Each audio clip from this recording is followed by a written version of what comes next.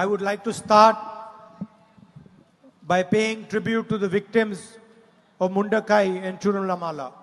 മുണ്ടക്കൈ ചൂരൽമല ദുരന്തത്തിൽ അവിടെയുള്ള ദുരിതബാധിതർക്ക് അവർക്ക് ആദരാഞ്ജലികൾ അർപ്പിച്ചുകൊണ്ട് ഞാൻ ആരംഭിക്കുകയാണ്. And say that we all stand with the people who lost family members, who lost property, who suffered. ആ ദുരന്തത്തിൽ ബുദ്ധിമുട്ടിയവർക്ക്, ആ ദുരന്തത്തിൽ കുടുംബാംഗങ്ങളെ നഷ്ടപ്പെട്ടു പോയവർക്ക്, ആ ദുരന്തത്തിൽ വസ്തുവും എല്ലാം നഷ്ടപ്പെട്ടവര്, അവരോടൊപ്പം നമ്മൾ ചേർന്ന് നിൽക്കുകയാണ്, അവരോടൊപ്പം നിൽക്കുകയാണ് എന്ന് പറഞ്ഞുകൊണ്ട് ഞാൻ ആരംഭിക്കുന്നു. While I was coming here in the car, we were discussing what the UDF and Congress party should do for the people who suffered as a result of the tragedy. ഇവിടെ ഉണ്ടായി ഈ ദുരന്തത്തിന്റെ ഫലമായി വളരെയധികം ബുദ്ധിമുട്ട് അനുഭവിച്ച ആളുകൾക്ക് വേണ്ടി ഐക്യജനാധിപത്യ മുന്നണിയും കോൺഗ്രസും എന്താണ് ചെയ്യേണ്ടതെന്ന് ഇങ്ങോട്ട് വരുമ്പോൾ വണ്ടിയിലിരുന്ന് ഞങ്ങൾ ചർച്ച ചെയ്തുകൊണ്ടിരിക്കുകയായിരുന്നു. And unfortunately, we are not in government, so we cannot do what a government can do. ദൗർഭാഗ്യകരമെന്ന് പറയട്ടെ, നമ്മളിപ്പോ ഗവൺമെന്റിലില്ല, അധികാരത്തിൽ കൊണ്ട് ഒരു ഗവൺമെന്റിന് എന്താണോ ചെയ്യാൻ പറ്റുന്നത് അത് നമുക്കിപ്പോ ചെയ്യാൻ സാധിക്കില്ല. So I was telling my sister and Mr. Venugopal that every member of the Congress party, every member of the UDF should put full pressure on the government of Kerala to help the victims of the tragedy.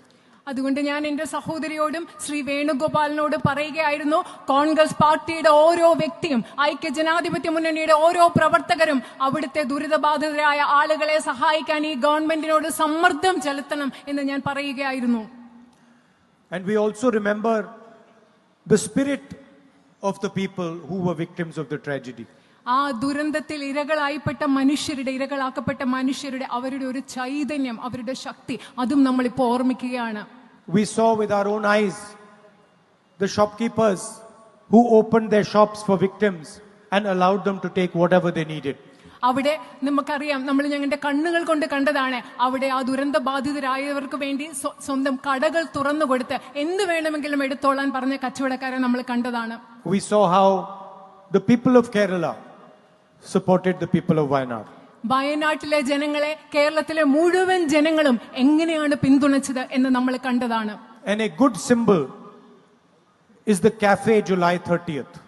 Cafe July 30th എന്ന് പറയുന്നതാണ് അങ്ങനെ സഹായിച്ചതിന്റെ ഒരു വലിയ പ്രതീകം എന്ന് പറയുന്നത്. Nofal from Mepadi, who lost 11 members of his family on July 30th. Few days back he opened a cafe called July 30th to honor his wife's dream of opening a cafe. കുടുംബാംഗങ്ങളായ 11 പേരെ നഷ്ടപ്പെട്ട നൗഫൽ എന്ന് പറയുന്ന ആള് ആ ദിവസത്തിന്റെ ഓർമ്മയ്ക്ക്, July 30ന്റെ ഓർമ്മയ്ക്ക് July 30 എന്ന് പറയുന്ന ഒരു കഫേ അവിടെ ആരംഭിച്ചു, പ്രത്യേകിച്ചും തന്റെ ഭാര്യയുടെ ജീവിത പങ്കാളിയുടെ ഓർമ്മയ്ക്കായി. And next time I'm in the vicinity, I will go to his cafe to give him my support.